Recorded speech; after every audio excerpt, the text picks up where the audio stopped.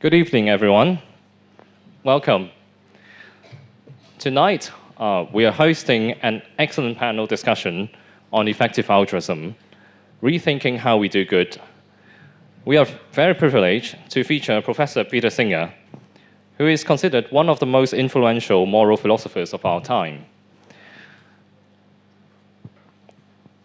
He is a prominent advocate in effective altruism who challenges us to consider our impact deeply.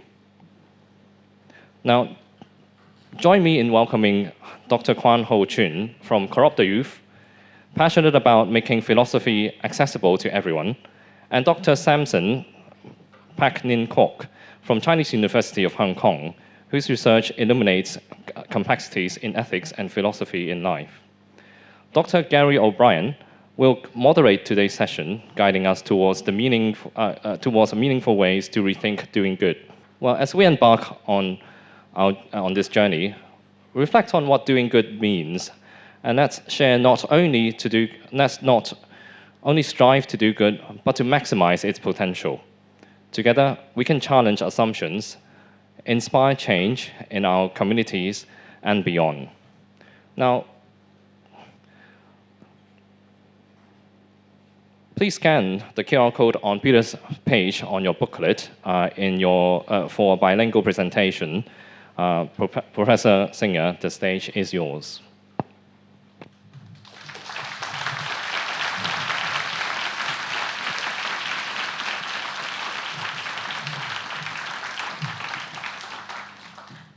Thank you very much for that welcome.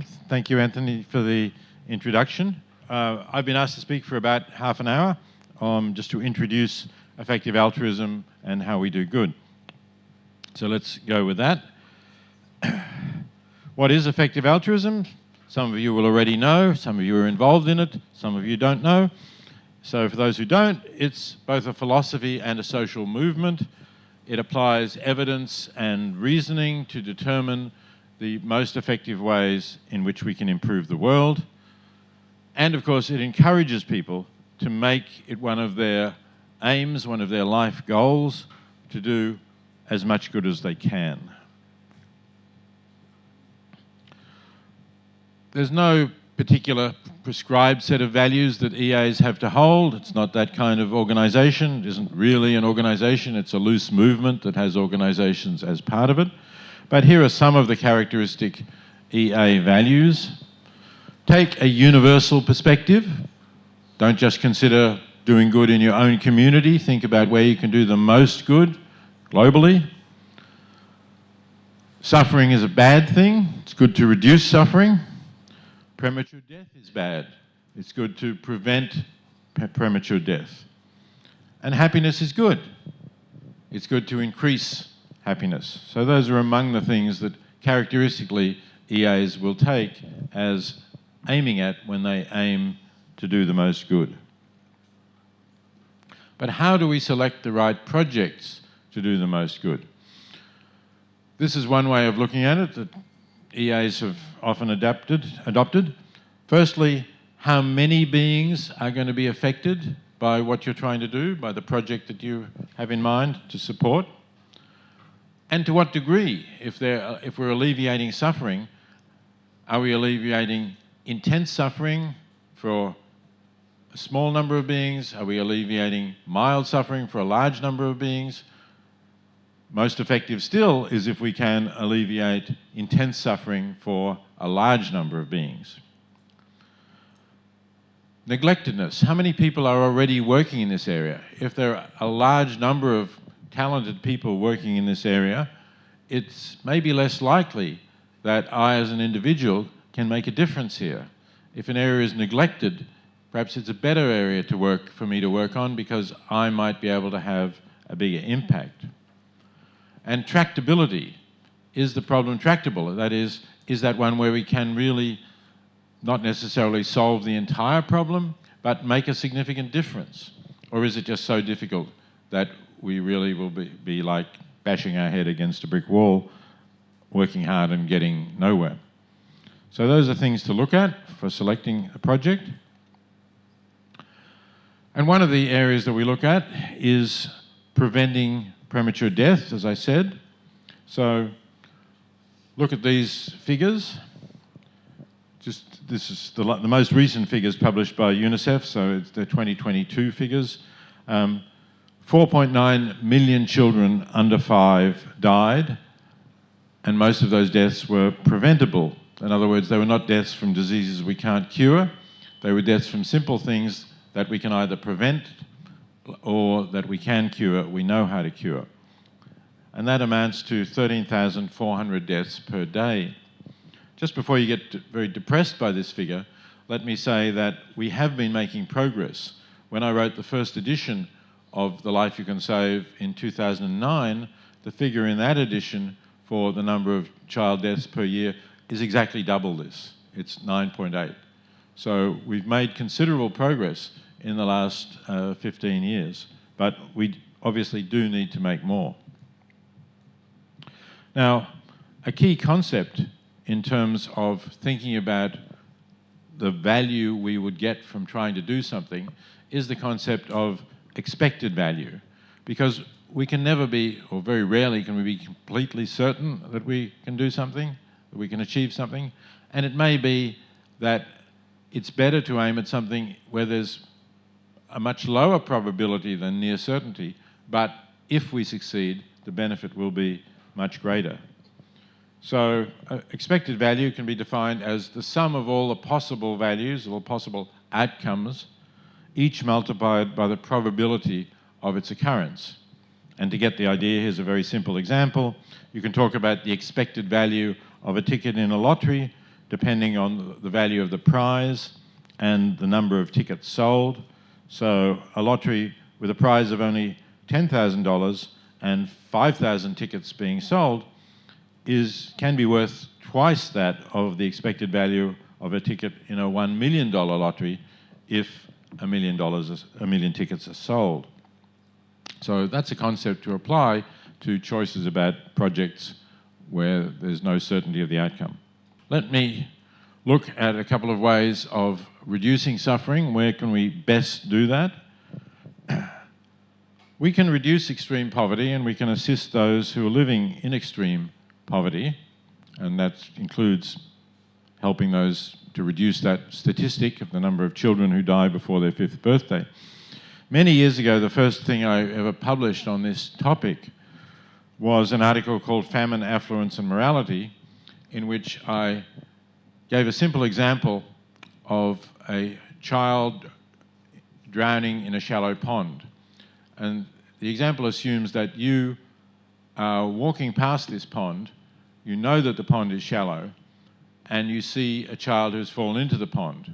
And of course, immediately you would think, well, who's looking after this small child? Must be a parent or a babysitter looking after the child, but there's nobody there. So your next thought is, gee, this child is drowning and there's no one there to rescue the child except me. I better run down and jump into the pond. I know I won't drown because it's shallow. But perhaps you then think, oh, but I'm wearing really expensive clothes and they're going to get ruined by jumping into this muddy pond. So should I really do this? The child is not my responsibility after all. It's not my child. I've never seen the child before. It's not as if the parents, or babysitter said, excuse me, I've just got to go to the bathroom, will you look after the child for a few minutes? No. In no way is this child your responsibility. So what if you then said, okay, well, I don't want to ruin my clothes, that'll cost me a couple of $100 to replace, I'll forget that I ever saw the child. I hope you're all thinking that would be a terrible thing to do. I think it would be a terrible thing to do. We can't value our clothing above a child's life, even if the child is in danger, and that's not because of anything we've done to the child, and we have no responsibility for the child. So the point of that example is to argue that it may be the case that we ought to do something, that it would be really bad to do something, even though we have not caused the problem and we are not responsible for the person. And then, of course, I point out that that's the situation we're in when, with regard to those 4.9 million children who are in danger of dying from a variety of things we can prevent, and we can do something, and we can do something effective. So that's, of course, an important part of the story, because in the child drowning in the pond, you know that you can save the child. You might say, how do I know that I can help any of these 4.9 million children who are going to die before their 5th birthday, or maybe slightly fewer by 2025, let's hope, or 2024. So effectiveness really matters in what you choose to do, and here's an example to show that. Toby Ord is one of the important early figures in the effective altruism movement. He was a graduate student at Oxford back in the early 2000s, and he decided to think about how much good he could do in the world, assuming that after graduating he got an academic job and he then progressed up the academic ladder to becoming eventually a professor and then retiring at the compulsory retirement age in the United Kingdom of 67, I think it is. How much could he do if he lived modestly and gave away the rest of it to an effective cause? So he did the maths on how much money that would involve, and it was a reasonably large sum, as you can imagine.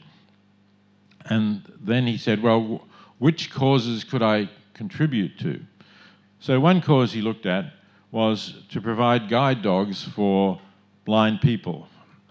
That's a good thing in itself. Maybe depends a bit what we think about the treatment of the dogs. I'll come to thinking about animal ethics later, but let's just put that aside and say, so assisting people who are blind to get around with the assistance of a dog is a good thing to do. But even with that quite large sum, he found he could only help 50 people because training a guide dog is an expensive procedure, costing something like $40,000 US.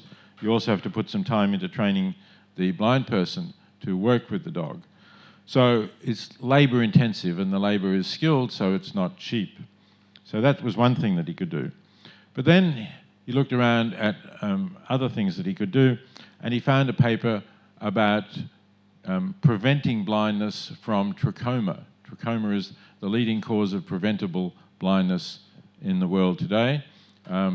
It's caused by a microorganism that gets into the eyes of people, including children, when they're in hot, dusty climates with poor hygiene.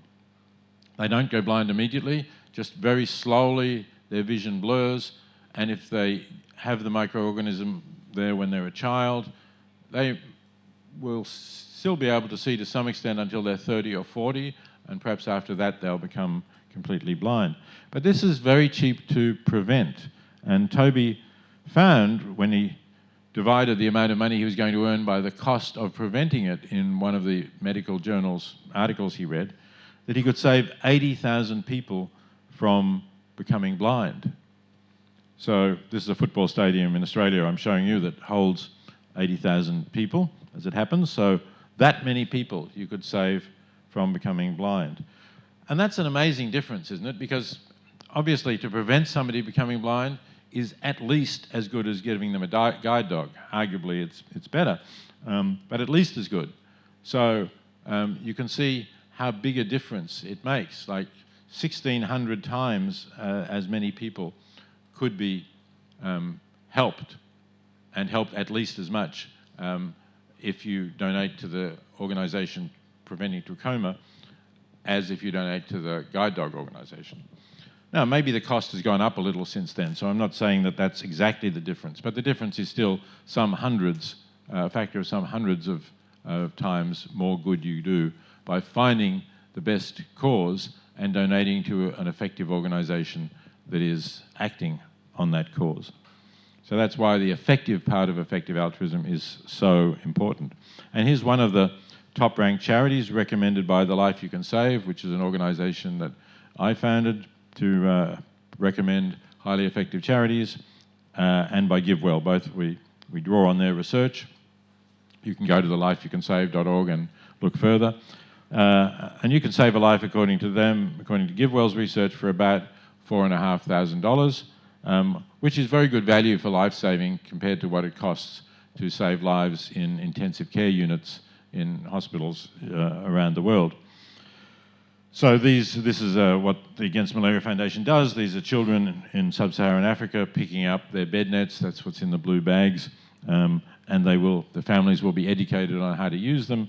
And that has demonstrably saves the lives of children who would otherwise get bitten by malaria-carrying mosquitoes. Let's look at a second way of reducing suffering. We can eliminate or at least reduce intensive animal production.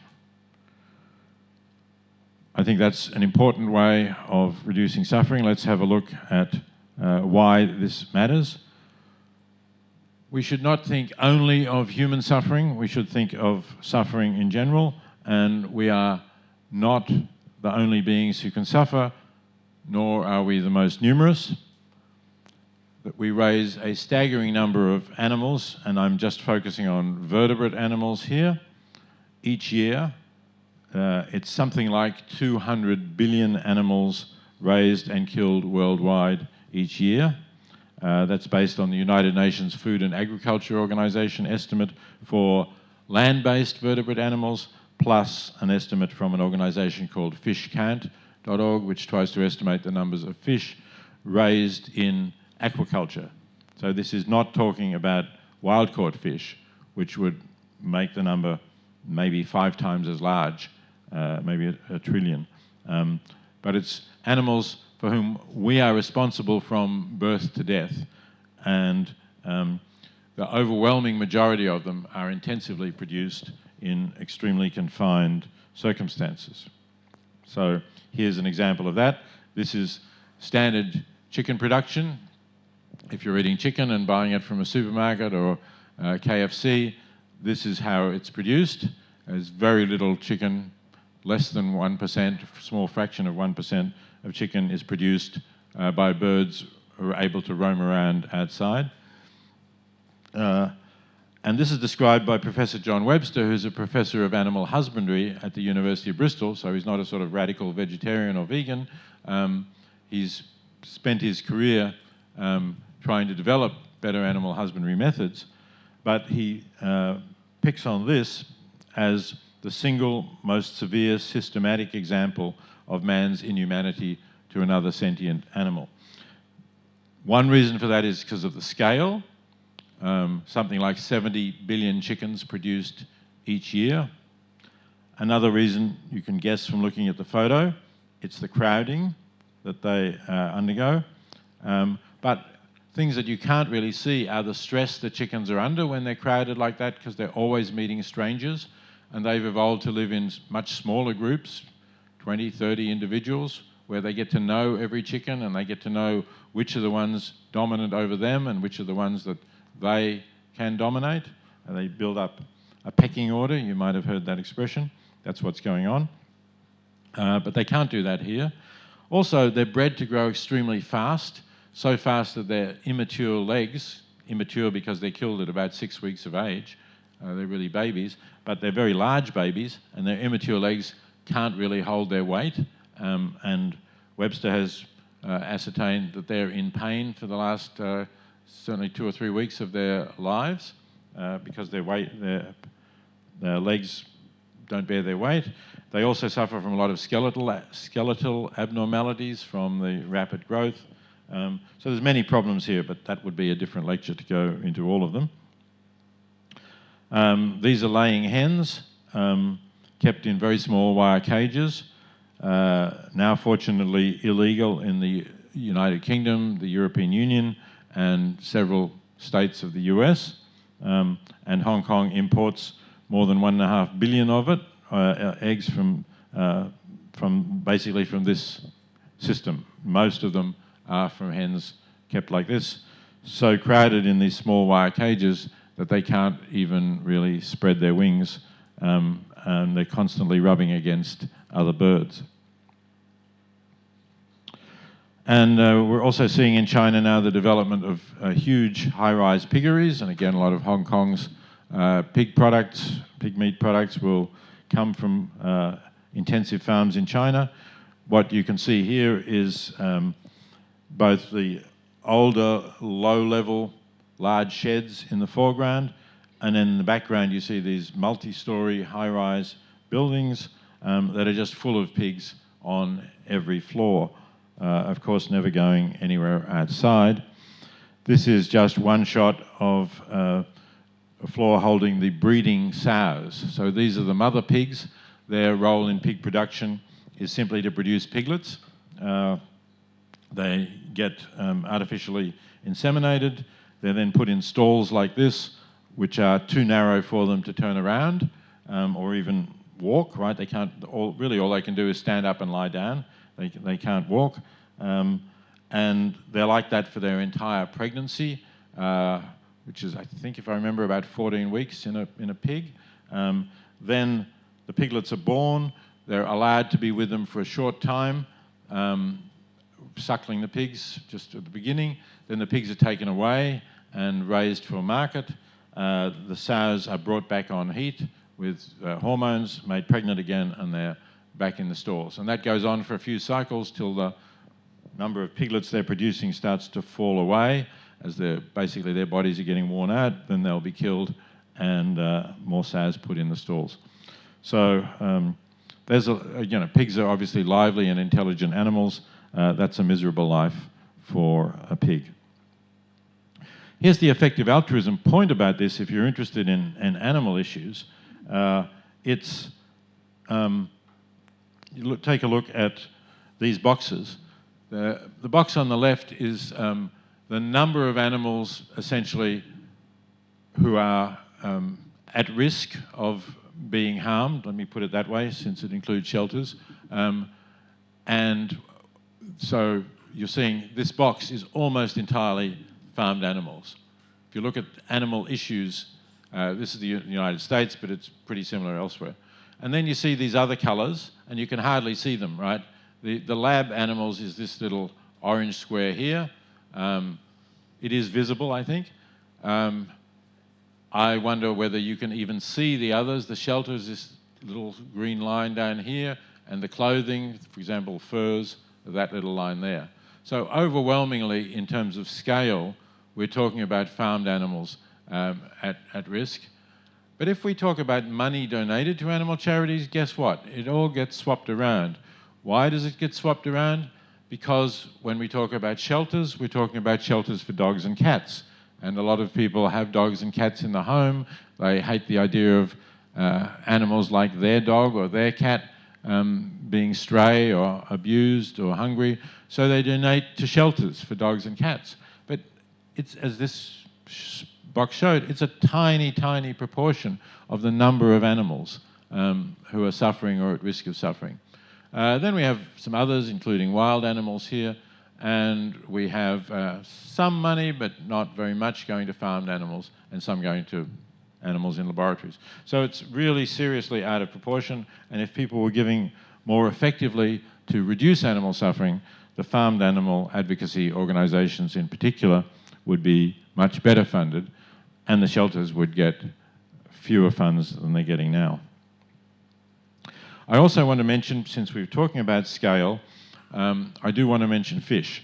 First point is fish do feel pain.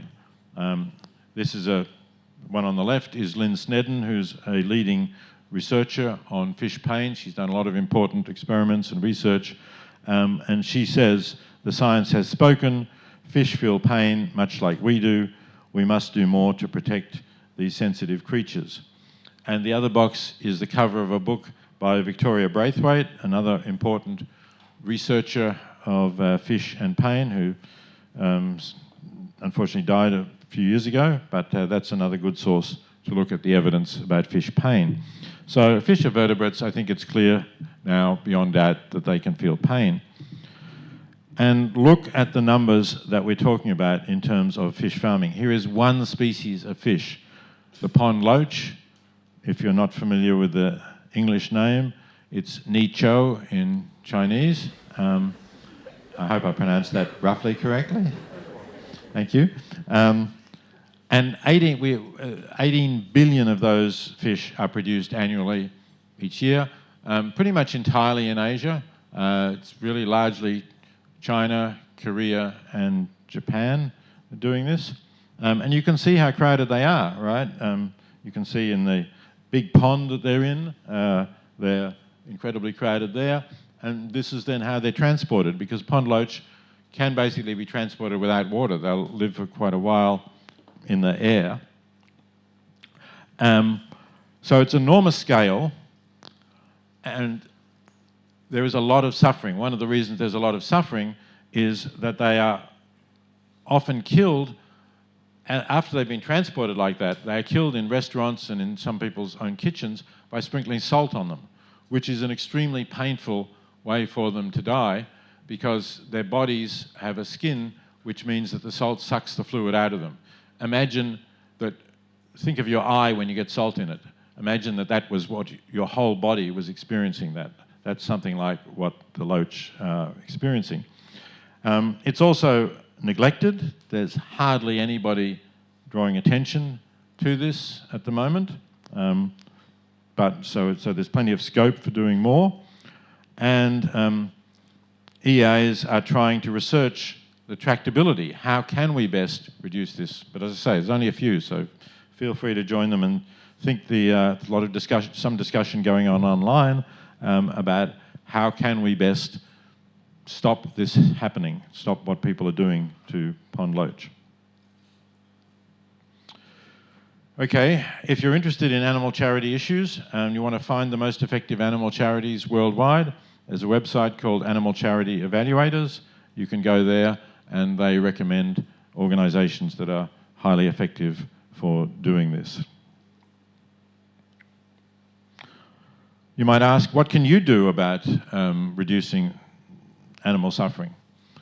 You can become vegan or vegetarian, then you're not supporting these industries by your purchases, and you're also setting an important example to others. Since you're going to eat with other people, they will learn about that, and they may ask you why.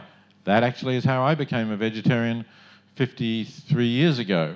I happened to have lunch with a graduate student at Oxford who was a vegetarian. It was very unusual to meet a vegetarian in 1970, but that's how it all began for me. If you feel that's really too hard, I don't really think it is, but if you think it's too hard, you could be an effective reducitarian. That is, reduce the amount of animal products you eat, and do so effectively, not by just saying, well, I'll cut out the beef and eat more fish, because especially for small fish, you're going to be responsible for a lot more suffering than a cow, which can feed many people. So think about the severity of the suffering and the number of beings you're eating. And of course, you can donate to effective animal charities. As I just said, check out Animal Charity Evaluators. Okay. Now I just want to talk briefly about something which is not another possible way of doing the most good that EAs have talked about, which is not exactly reducing suffering, but is perhaps arguably increasing happiness over time. And that's reducing risks to the survival of our species. Just as effective altruists don't discount for distance. They don't say, oh, well, those people starving in sub-Saharan Africa are far away, so they don't really count. And just as they don't say discount for species, they don't say, oh, they're not humans, so their suffering doesn't count. So we don't discount for the future. We don't say, oh, well, climate change is going to affect beings who live in the next century, which isn't really true. It's already affecting beings, but even if the worst consequences are going to come in the next century or later in this century, we should not say that their suffering matters less, although there may be some uncertainty about what we can actually do about their suffering, and it's reasonable to reduce the expected value because of that uncertainty.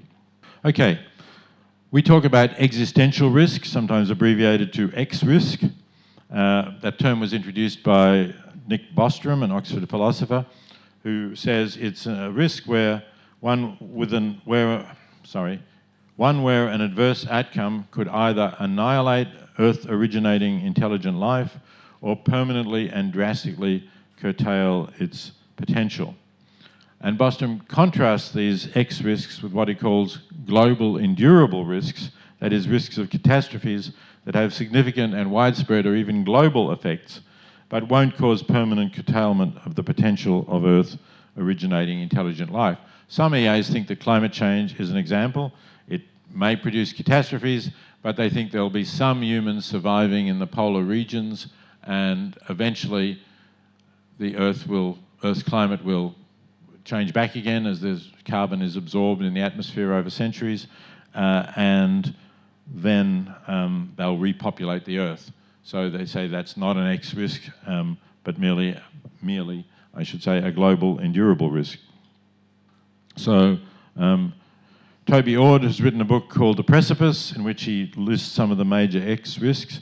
Some of them are natural phenomena like asteroid or comet impact, supervolcanic eruption, sun exploding, something like that. But they're pretty small. The bigger risks, Ord thinks, are nuclear war, climate change actually being so bad that it's an existential, causes extinction, and note particularly here unaligned artificial intelligence, this line here. That's the highest single factor, Ord thinks. So it's basically AI, runaway AI that gets smarter than us and decides that we're a nuisance in some way and gets rid of us. And so that's 1 in 10, and so when you add it all up, he gets to a 1 in 6 risk that we won't survive this century. So that's pretty serious, 1 in 6. You can argue, of course, with those estimates, but I don't have time to do that now. This is a brief summary of what I think about X risk. Some people have described me as somebody who's not concerned about X risk.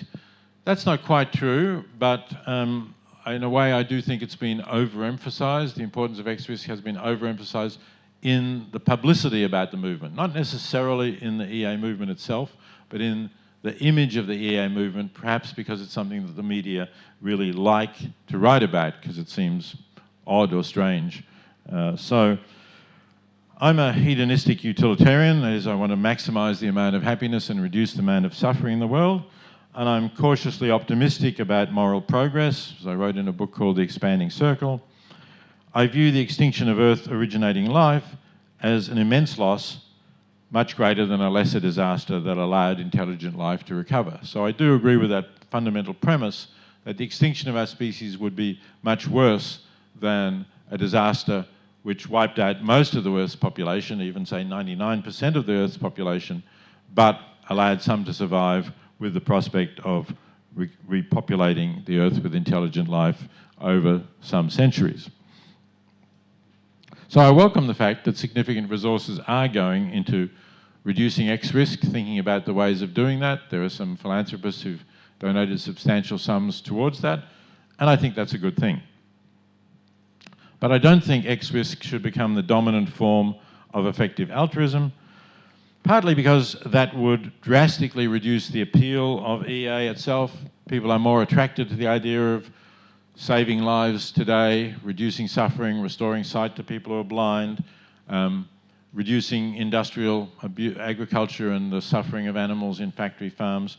People can relate more easily to that than they can to the idea of a long-term future, thinking thousands and even millions of years into the future, which is what it takes to think of there's this big difference between the global endurable risk and the extinction risk. So I think that would reduce the appeal of EA itself. We'd get fewer people, wouldn't have too many packed rooms like this if we were only talking about X risk, I believe. And that might even harm efforts to reduce X risk because some people come into the movement because of their concern about these more popular issues that I mentioned, but they learn about X risk and they want to then work on that, which, as I say, is a good thing, but we need to have a large and viable movement, and I think we need to focus on the other issues a lot more, particularly when we're talking to the public, to media, to the press. That ought to be the important things that we emphasise. And I'm not saying we should present a distorted image of the movement. That is what the movement should be doing for a large part of its activities. Okay, I think I'm finished and I'm just within my time limit, so I want to thank everybody here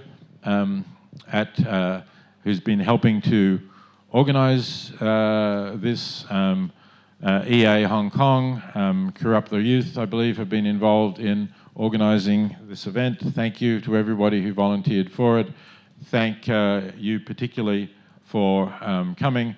And I want to thank my research associate, Yip Fai, who's been helping me prepare slides and encouraging me to think about some of these issues. Thank you very much.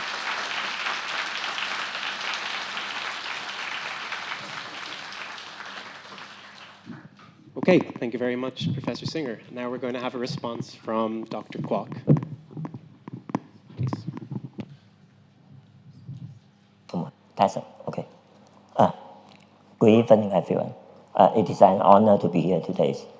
I would like to extend my gratitude to Professor Singer and Hong Kong EA for inviting me to this important event.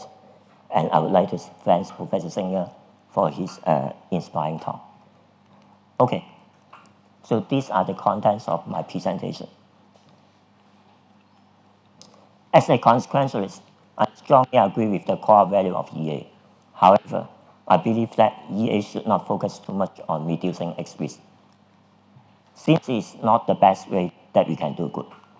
First, I would like to clarify the position of EA on human extinctions. EA seeks to make it a better world for both current and future beings. From this perspective, having new, happy individuals in the world is seen as a positive outcome that enhances of overall well-being. This stand can be interpreted into two ways. So let's do some conceptual analysis.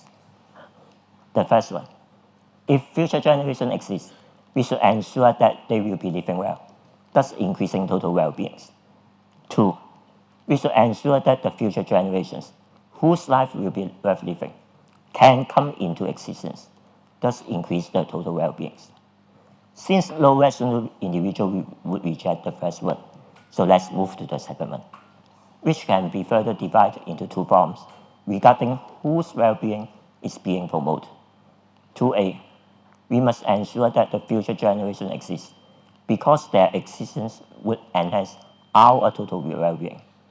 2B, we must ensure that the future generation exists because their life would, on average, be worth living, thus contributing to total well-being. Point 2B is an altruistic principle, and it appears that many supporters of EA share this viewpoint. Therefore, it is necessary to provide a detailed examination of it. So the central question is, why should we believe that the future life would be worth living? EA is fundamentally optimistic about our ability to alleviate suffering. Historical advancement in healthcare, education, and social progress have consistently improved our quality of life. EA seeks to accelerate this progress. They suggest that the life of future individuals could be even more fulfilling. But if humanity were to face extinction, the potential realization of this optimistic world would be eliminated, which is a significant loss. I would say that this perspective is problematic. My objection can be divided into two parts, the strong case and the moderate case. So here comes the strong case. The strong case adopts an anti-naturalist position. It contains that human life inherently involves significantly more bad than good. Thus, bringing new individuals into existence is ultimately harmful to them. Here, I will provide a simplified version of David Bennett's quality of life arguments to illustrate my point. Okay. Q1, inherent mental suffering. Human existence is intrinsically accompanied by mental suffering arising from negative emotions such as anxiety, depression, and interpersonal conflicts. These forms of suffering are deeply embedded in the human psyche and are not fully eliminable. Even under optimal external conditions, individuals would experience unfulfilled desire, fear of death, and existential angst. These negative emotions are fundamental aspects of human consciousness and self-awareness. They persist regardless of improvement in material well-being. In short, mental suffering is an inherent and significant component of human life. Oh, here comes Q2, asymmetry between pleasure and pain. There is an empirical asymmetry in how humans experience pleasure and pain, where negative experience outweigh positive one, both in intensity and duration. Pleasurable moments are typically fleeting and require effort to attain and maintain. In contrast, painful experiences are often prolonged and occurred. Moreover, many negative experiences are unavoidable aspects of life, whereas positive experiences often necessitate continuous striving, and they are not guaranteed. This asymmetry suggests that over a lifetime, individuals endure more suffering than they experience pleasure due to human life's variability. It is very important to note that the 2 points just discussed above pertain not merely to the empirical circumstances of some people, but to the inherent nature of human life, as long as one is a member of the species Homo sapiens. Here is a possible response from EA, but I'm going to skip it for the time being. If you are interested, you can look at the full text of my paper, okay, by your QR code. If we accept the QOL argument, we must also recognize that all human life involves significant suffering. As a result, procreation should be viewed as a substantial harm to future generations. Since I believe that Q1 and Q2 are valid claims, so if EA genuinely care about their well-being, they should not aim for X. Again, there is a remark for EA, but I'm going to skip it. Moreover, the strong claim extent its concern include non-human animals. Given that EA is committed to the welfare of all sentient beings, it is crucial to recognize that humans are responsible for a significant portion of animal suffering. Each year, humans inflict considerable harm on billions of animals by intensive farming, experimentations, and entertainments. While efforts to reduce this harm are commendable, the complete elimination of such practice is improbable in the foreseeable futures. But if humanity were to cease existing, this deliberate animal suffering would end immediately. This would not only alleviate the current suffering of carnage animals, but also prevent future generations of animals from human-caused harm. Arguably, human extinction represents a genuine form of animal liberation, as it would permanently remove the primary source of deliberate animal suffering from the planet once and for all. To conclude, the strong claim insists that X would not benefit the future generation, both for the humans and animals. So it should not be the task of EA.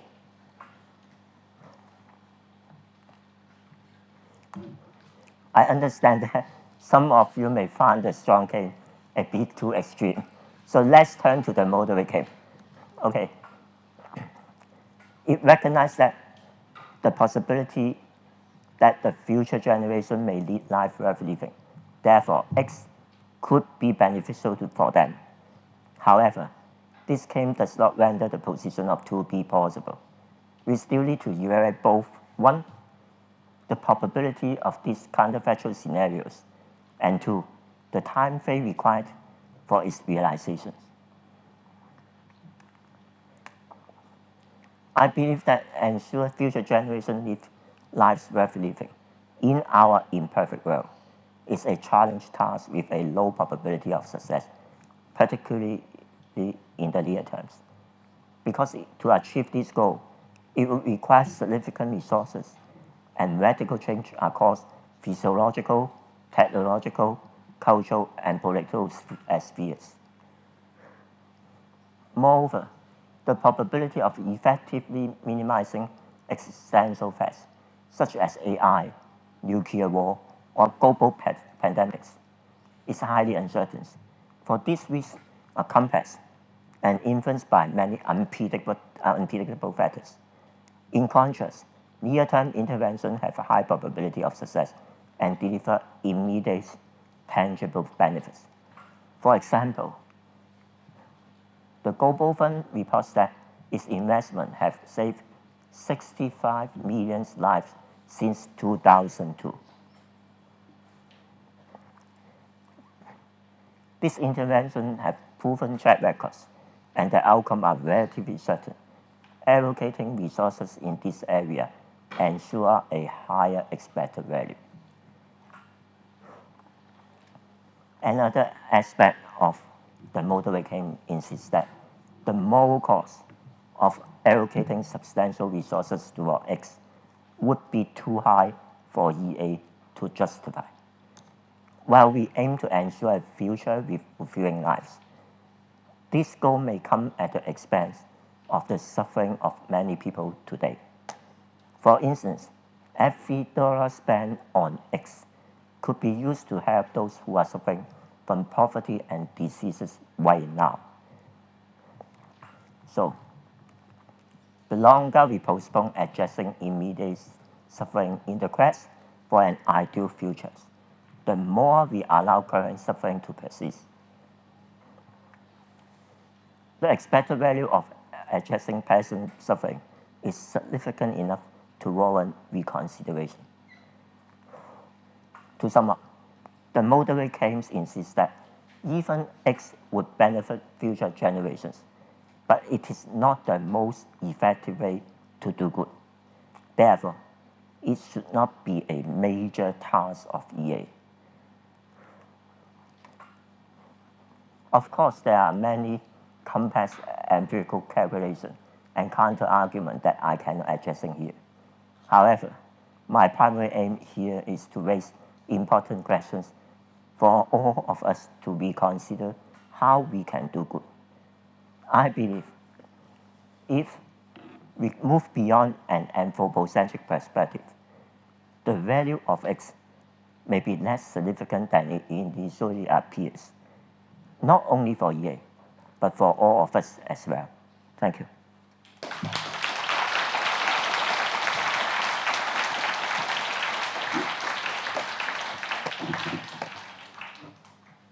Now we're going to have another response, possibly more cheerful, from Dr. Kwan. Good evening, everyone. I would like to express my gratitude to EA Hong Kong for organizing this wonderful event, and also to Corrupt the Youth. I would say they invite me to be here. It's my honor. And of course, I have to say thank you to Professor Singer for your insightful talk. It's quite a new question for me to consider. I have two comments that primarily discuss the fundamental positions of effective altruism, EA. The first comment is as follows. I believe that the philosophical breakthrough of EA lies in the following key points. First, is highlight that we have more reason not only to help those in front of us who have immediate needs, but also to assist those whom we cannot see. Distance should not be a consideration. We have a moral obligation to help people in distant developing countries address poverty, just as we should rescue a child in immediate danger of drowning. Additionally, helping others does not require us to make excessively burdensome sacrifices. It aligns more closely with our moral intuitions. If significant costs are involved in helping others, some may argue that this is beyond our moral obligations. Finally, EA is not merely a moral theory. It is also a social movement aimed at enacting change in the world. Consequently, in practical applications, EA often focuses on assisting developing countries, which exhibit the most pressing needs. I believe this point are worth further discussions. First, I will argue that helping developing countries should not be analogous to rescuing a child from drowning. A child may find themselves in danger due to an accident or some painful behaviors, while the poverty issue faced by the developing countries are often the result of action taken by the developed nations. I believe Professor Singer will also agree with this. As you have mentioned, there's several examples to illustrate this point in your book, The Life You Can Save, such as how institutions in developed nations engage in overfishing, depriving people in developing nations of their livelihood, or how developed countries let dictators in developing countries to exploit their citizens in exchange for cheap resources and political advantages. While we may not actively participate in these activities, we all benefit directly or indirectly from this situation. Thus, a more accurate metaphor would be that we are the one intentionally or unintentionally pushing the child into the water, rather than the child following in on their own. This is our action that contribute to the poverty of the developing nations. I think if this is the case, I believe the moral reason for aiding the poor is better explained in terms of responsibility, rather than reducing suffering or increasing happiness. We ought to assist developing countries because we owe them a debt and have a responsibility to repay it. One would not argue that repaying a debt is correct solely because it can alleviate the creditors' suffering or increase their happiness. Repaying is correct because this is an obligation. It is important to clarify that this does not imply that EA is incapable of providing reasons for why we should generally assist those in need. However, if EA aims to effect a real change, we cannot overlook the specific discussion context. We must recognize our responsibility to repay these nations. Failing to do so do not only lead to a misunderstanding of the reason for assisting developing countries, but also obscure the fact that we all adapt to these countries, leading the individual to believe that their effort to help the poor are merely performing acts of charity rather than fulfilling their moral responsibility. If we indeed all adapt to developing countries, this leads to two possible conclusions.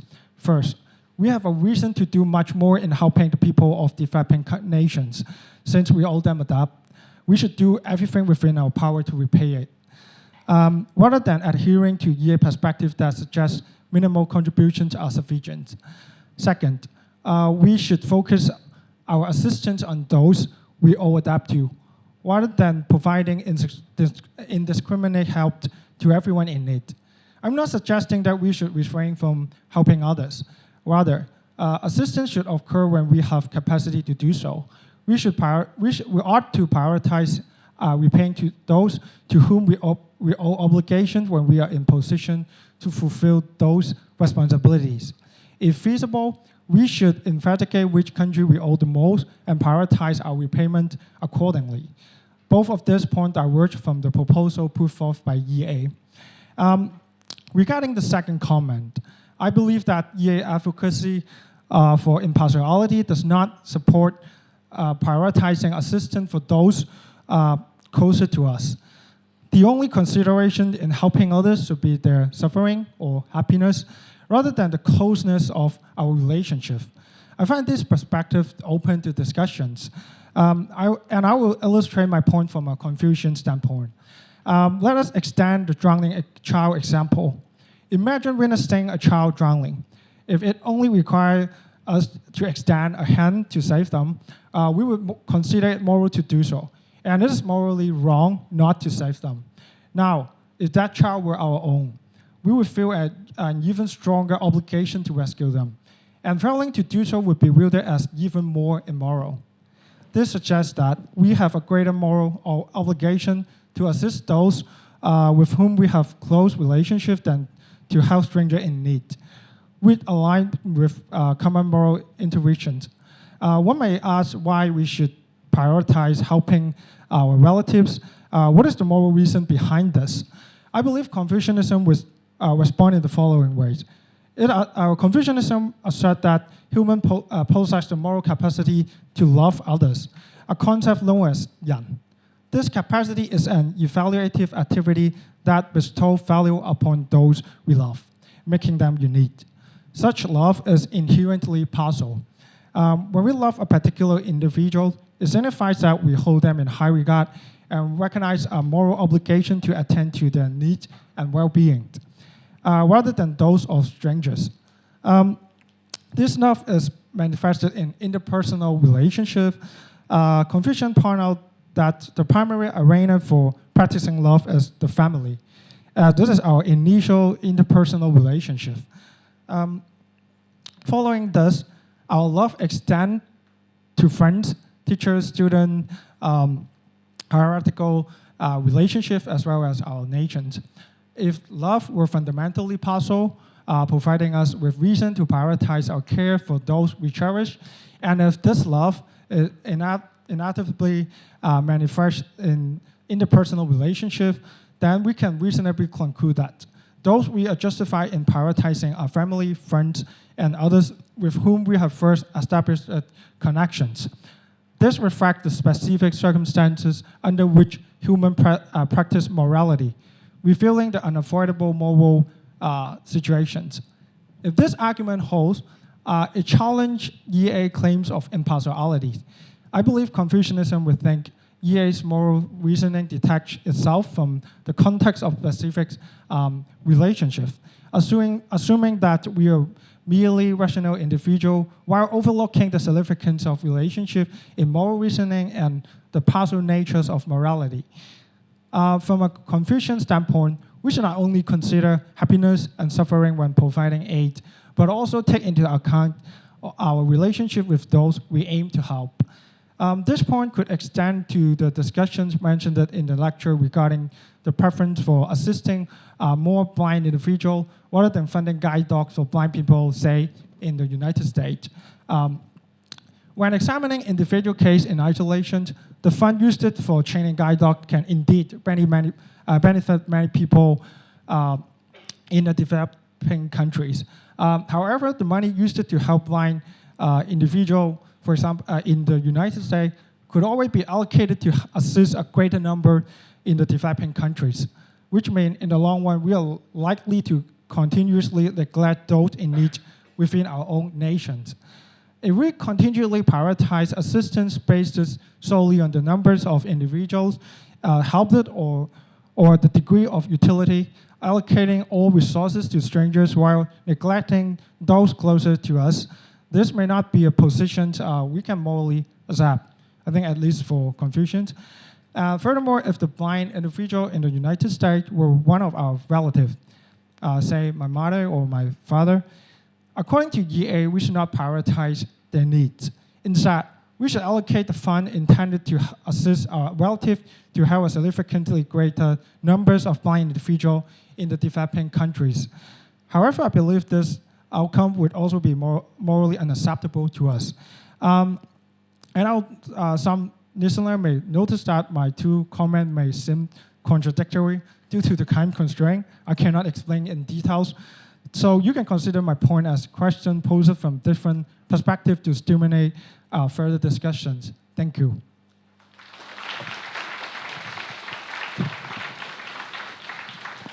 Okay, thank you very much, Dr. Kwan. Just before we invite Professor Singer to respond to these two presentations, I just wanted to insert myself briefly and ask a question of my own. So my question concerns the focus on the expected value of reducing existential risk. So like yourself, I am somewhat optimistic about humanity's future and what we can accomplish over the long run. However, I'm not sure if we necessarily need to be maximizing expected value. Sometimes it's rational in our own personal lives to be risk averse and to give more weight to avoiding the very bad outcomes. So it seems that humanity's survival could produce extremely good outcomes or extremely bad outcomes, much worse than could arise without any human existence. So I'm wondering if we need to be maximizing expected value or if we want to be trying to avoid the worst outcomes, which seem to be only possible with human existence. Okay. Thanks very much for that question. So you think that you're suggesting that with continued existence we could have outcomes worse than non-existence. And I suppose you're thinking of situations in which we continue to exist but we're all suffering extremely, is that right? Or we're all inflicting extreme suffering on a very large number of animals, one of those possibilities? Yes, either of those. I think inflicting suffering on a large number of animals is the most likely. Right. So, of course, that and the point that was also made previously by Dr. Kwok about that possibility does require us to make assessments about the comparisons of the suffering inflicted with that of human existence or well-being. And there's another question which I think is relevant to the prospect of us becoming extinct, and that is, while we may be focusing particularly on the suffering we humans inflict on animals, and I think both the references do that, there is extensive suffering of wild animals as well, and if you're sufficiently optimistic, I agree this does take some optimism, but if you're sufficiently optimistic about the human future and also about the idea that I mentioned briefly of making that we make moral progress, if you look the long run throughout history, we make moral progress, then it may be that if we survive for a few centuries, we will have both the scientific knowledge and the will to reduce the suffering of wild animals. Now, how we might do that is a little bit hard to say. To what extent that would clash with ecological values of biodiversity that some people might have, I don't know. But there would at least be some prospect that there would be less wild animal suffering. Whereas if our species becomes extinct, but wild animal suffering continues, the suffering that just happens because of the way that life has evolved. It has not evolved in order to minimize suffering. It's obviously indifferent to the suffering. There are many forms of suffering in nature.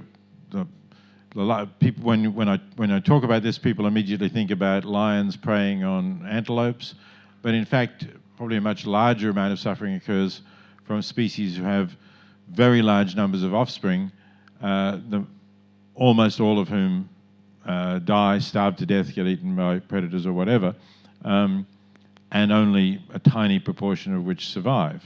So that would continue without us, whereas would continue forever, or as long as the planet exists. Whereas if we exist, then we have some prospect of eventually reducing that suffering. So I'm not convinced that the worst outcome is one in which humans survive and continue to inflict suffering on animals. If we're a little bit more optimistic than that suggests, you could say, well, the worst outcome would be that we don't survive, and for the next billion years, animals suffer significantly just in nature, but there's nobody to do anything about that. So that's a comment that I would make both on what Dr. Kwok said and what you said. Okay, thank you very much for that response. I think we have a couple more minutes if you wanted to say anything in response to Dr. Kwan. Yes, certainly. I did want to say something. Thanks for those thoughts. So I agree that a very significant amount of poverty in the world is caused by developing countries. As you said, I commented on some of the ways in which it is. We fish out the resources of say, the West African coast. There's a lot of European trawlers that catch fish just outside the territorial waters of those very poor nations, and villages that used to feed themselves and get adequate protein for themselves and others by catching coastal fish can no longer do that. So there's certainly things like that. As you said, we buy oil from dictators, enabling them to remain in power because they're wealthy. there's lots of things that we do that harm developing countries, no doubt about that. But I wanted to make a claim that applies also to some cases of poverty, which is not caused by more affluent countries. And I think that there certainly are factors. There's some research, for instance, that shows that landlocked countries with poor neighbours are likely to be poorer than countries with coastal access. So you could be a landlocked country amidst affluent neighbours like Switzerland and still do well, but if you're a landlocked country like Mali in Africa surrounded by poor neighbours, even if you can produce goods that the rest of the world would buy, it's very hard to get them to the markets efficiently and cheaply enough to do it. So that's one factor. I think climate and poor soils are another. There's a variety of factors that increase the poverty of countries that are not simply the results of Western or affluent countries' actions. And I wanted to include them. So essentially, I think there is a moral argument for saying we ought to help people in poverty even if we have not caused it. And Dr. Kwan, I think, accepted that argument, but he thought rather that there's a stronger argument if we are responsible for the poverty. As I say, in some cases we certainly are. But it's a more complicated argument to make in a couple of ways. One is, of course, you do have to make out this empirical case, the historical case, that affluent nations are causing this harm, or sometimes you could say have caused this harm in the past, and that's still a contributing factor to the poverty of these nations. So you need to make that out, and it's not entirely simple, and you may not persuade everybody about that. And also then there's questions of, well, who is responsible for what, right? Suppose that I'm not supporting the fisheries because I'm vegan, so I don't buy fish anyway. Am I still responsible for the trawlers that fish out the seas of impoverished and cause poverty to those people? So it becomes a little more complicated as to who should be giving to whom if you really wanted to follow that through. And that's why I prefer the simpler argument of just saying, if you can help people, if you can do something that is clearly highly morally significant, like saving a child's life, and if you can do so without making a really great sacrifice on yourself, without sacrificing anything in any way comparable to the importance of the good that you're doing, then we ought to do it. So that's one reason why I focused on the argument I do. But I certainly have no objection to Dr. Kwan or others trying the additional argument and seeing how it works. The other important point was the claim about prioritizing those with whom we're in relationships. Here I want to basically stick to my claim that we should be, ideally we should be impartial and do the most good, irrespective of whether we're in relationships with people or they're strangers. But I do want to say, and that's basically a utilitarian point, but I do want to make a point that some utilitarians have made, that there's a distinction between saying it would have been right, let's say you prioritize your own child, and so you prevent some harm befalling your child, but you could have prevented greater harm befalling a stranger, right? So in that sense, there's one sense in saying you're not doing what's right. You're not doing the best thing. You're not doing what's producing the best consequences. But does that mean that we should blame you for what you've done, that we should criticize you? I would say not necessarily. I think we have to have an understanding of human nature, and human nature is one where we're inclined to love people close to us, particularly our family, our children, and those that we're in close relationships to. And that's a good thing in general, right? Because that, obviously, the best way to bring up children is in a loving family. It's important for us to have strong, loving relationships. That's a great support to us in our lives and improves our happiness. So these are good things, and we don't want to encourage people to just be constantly thinking of everybody and being impartial. I don't think we can do that. But I think that we can say, therefore, that this is not something that's blameworthy. This is an understandable situation that you're in. It's understandable that you do this. It's not a bad thing to love your children, even if it's not, in a strong sense, the right thing that you ought to do. So I'll stop at that point, and hopefully we'll have some further discussion. Okay, so we have about 10 minutes for questions from the audience. If you want to raise your hand, we'll get a microphone to you. You can also input your question on the app using the QR code.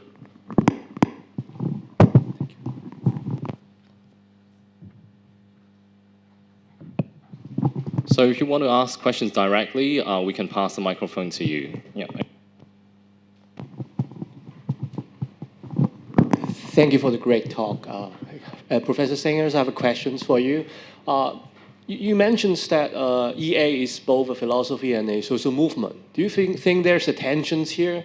Because when we talk about philosophy, we talk about argument, we give reasons for a particular truth. But when we talk about social movement, it's more like we talk about strategy. We talk about how can we achieve our goal. So, well, maybe in different area, under different contexts, we need to fight for EA in very different way. For example, in America, maybe they concern a lot about AI. Then if you talk about AI, then rich people are more likely to give money. Or in some other area, maybe the best strategy is not to talk about EA because whenever they think about calculation, then I stop doing good. I do good out of my heart. And then if you don't allow me to do so, then I don't do that. So is there a tension here as a philosophy and as a social movement at the same time? Thank you. Thanks for the question. There is undeniably some tension, but I think it's manageable, and I think we need to think about the roles that we're in on different occasions. So if you're a professor, if you're a philosophy teacher, I think you should be careful not to just be an advocate for a position. So you should try to educate your students by certainly stating, making clear what your own views are. I don't think you should hide them, but wherever possible, you should expose your students to alternative views, even if you disagree with them. So you may do that by bringing into your class a person who holds a view different from your own. You may do it by giving them reading, finding the strongest reading you can that argues against the position that you're taking.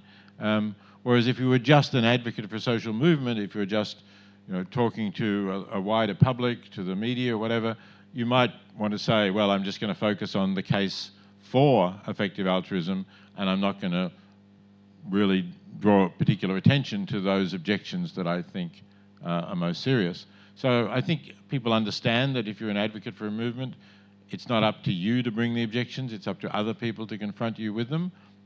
Whereas, as I say, if you're in the classroom, it certainly is up to you to help your students to appreciate all the sides of the issue.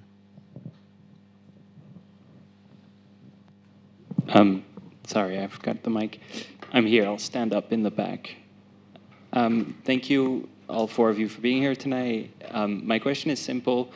We saw tonight that reasonable people can disagree about this.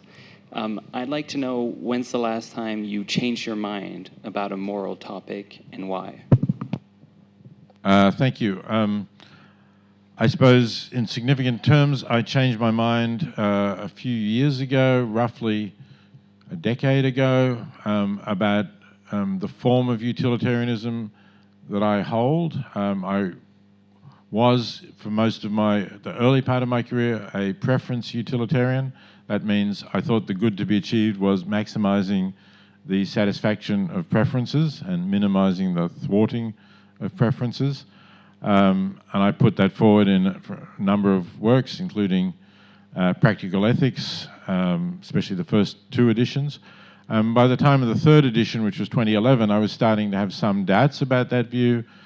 But it wasn't really until working on a book called The Point of View of the Universe, a co-authored book with a Polish colleague, Katarzyna de Lazary-Radek, that we sort of talked about this quite a lot, and I decided, to some extent, she persuaded me that the objections to preference utilitarianism were more serious than the objections to hedonistic utilitarianism. That is the classical view of Jeremy Bentham and John Stuart Mill and Henry Sidgwick. So I changed my views on that, and that has some consequences, some practical applications. So in terms of a significant change in my underlying view, that would be the last time that occurred.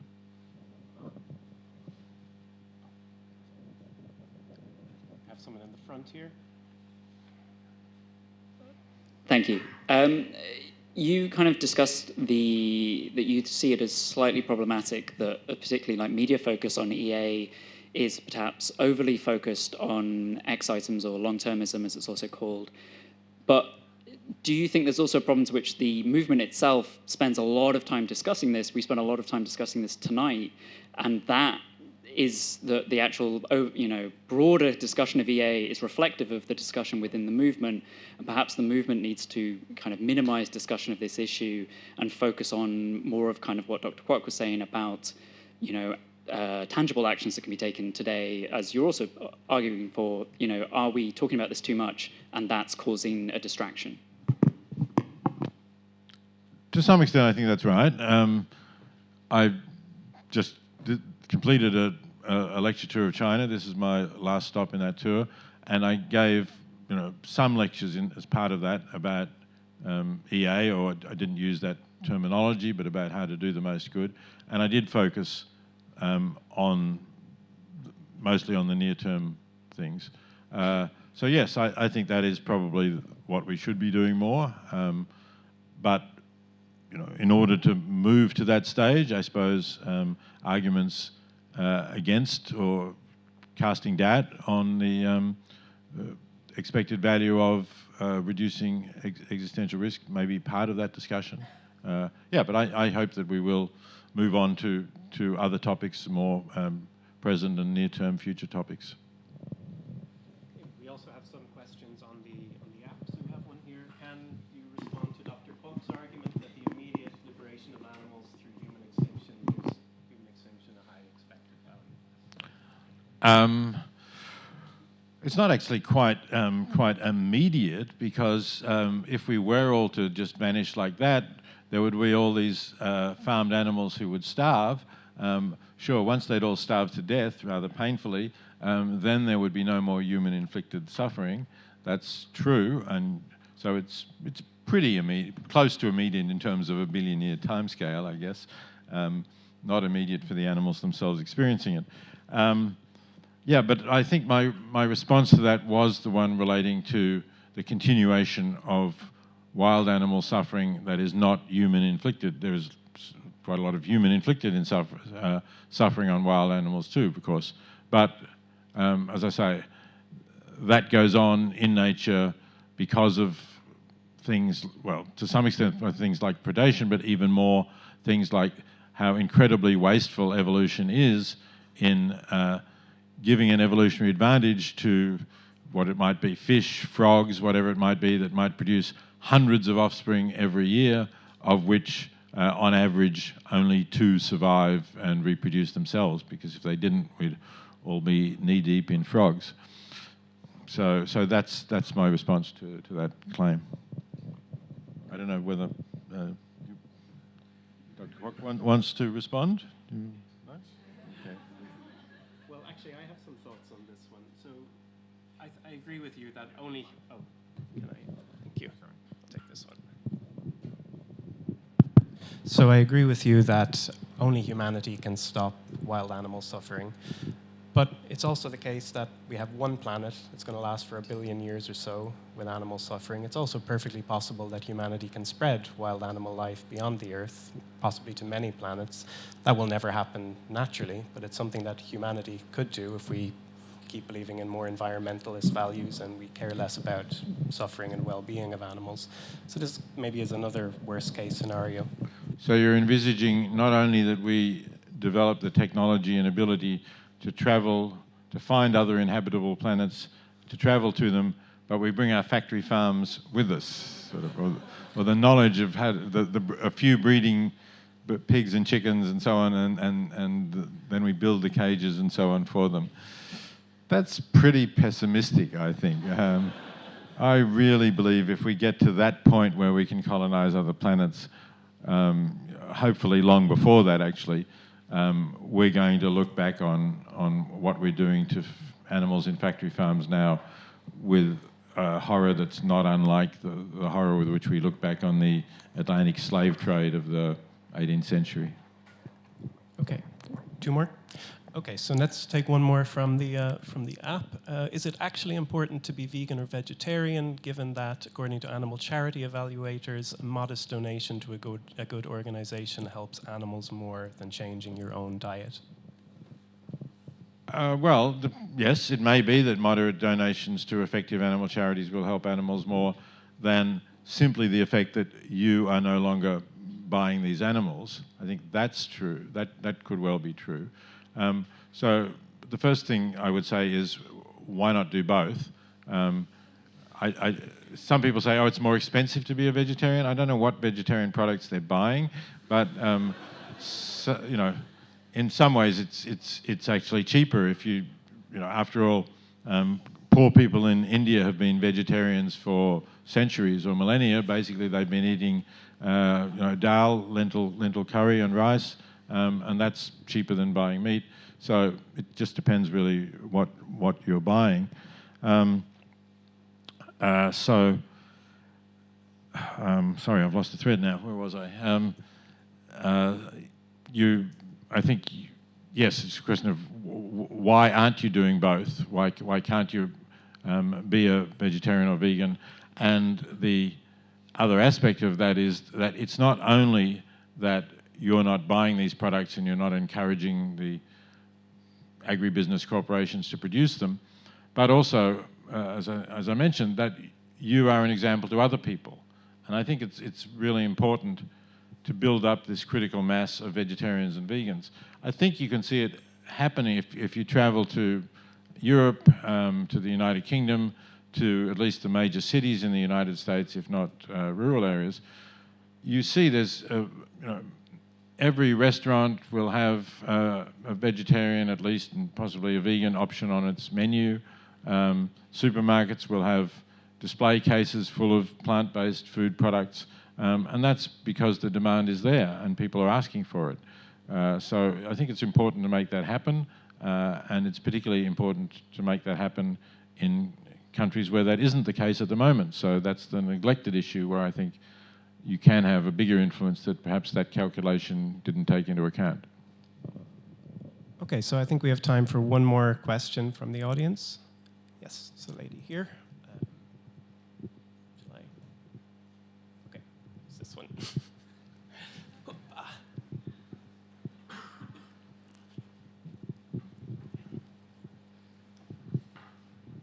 Thank you very much, Professor Singer. So I think back to the beginning of your presentation, you shared the 2 dilemma between, you know, donating monies to support the 5 guide dogs and the example for doing the prevention checking for the eye disease, right?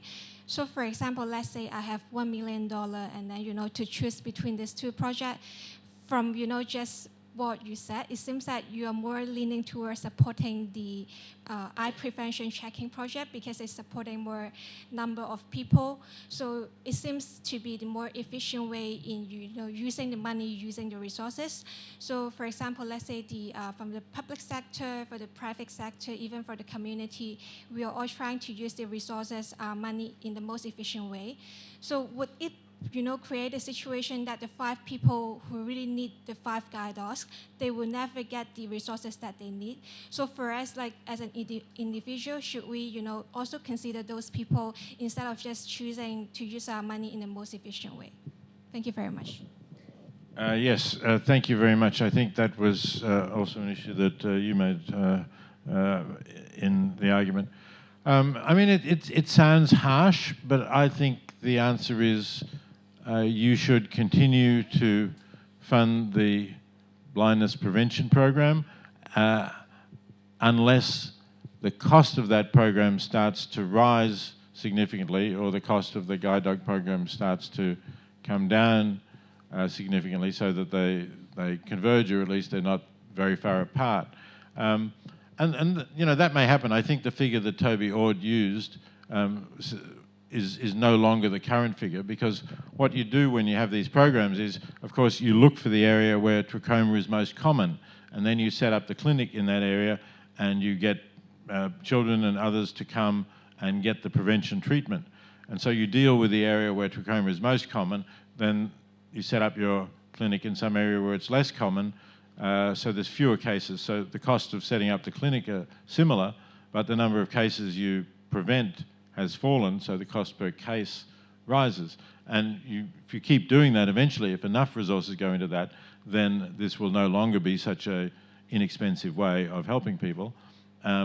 And you know, maybe we'll find ways of training guide dogs more effectively, or maybe we'll find other you know, AI-assisted programs to help people get around. So I hope that eventually we will be able to help people who are blind in ways similar to those that guide dogs do, and perhaps without the need to train the dogs and the questions that might raise about how that training is done for the dogs. So I think essentially I'm saying we should continue to focus on the most effective methods that we can. And yes, that means, you know, there will be some people who are not assisted, but there are certainly many people in the less developed countries with conditions that are quite serious who are not assisted either. So my answer is really, I'm sticking to what I said. Let's do the most good we can with the resources that we have available. Okay, so I think we're out of time for questions. Thank you, Professor Singer, Dr. Kwan, and Dr. Kwok for a very stimulating conversation. Please join me in thanking our speakers.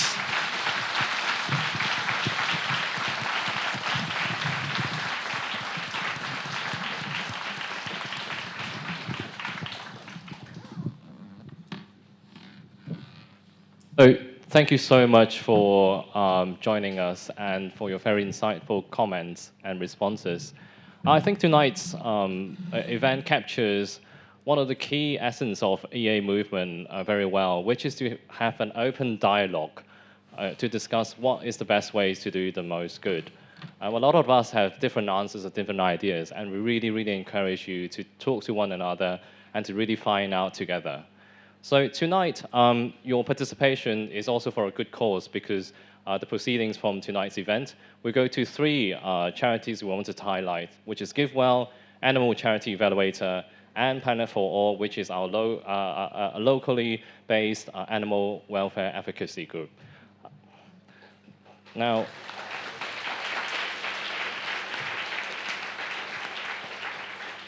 we want you to stay and connect with us. A number of us, you know, wearing T-shirts and having some counters out there are really keen to talk to you more about, you know, what EA is about. Or if you wanted to find out more from these organizations, feel free to mingle. We've got some refreshments out there as well, and some name tags.